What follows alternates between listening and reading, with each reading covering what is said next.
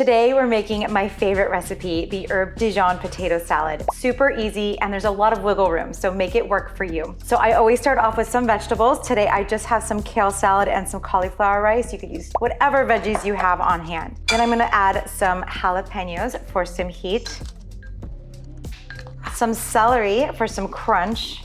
Celery goes so well with potatoes.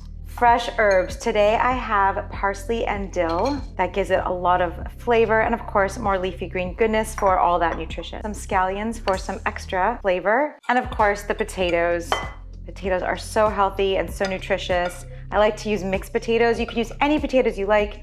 You just boil them up, cut them into uniform pieces and add them in. And of course, it's all about the secret sauce to eat your veggies. So today we're using the maple Dijon mustard dressing. You could see that in the last recipe. Pour it over all that creamy deliciousness. This is what makes it more of a potato salad. And combine.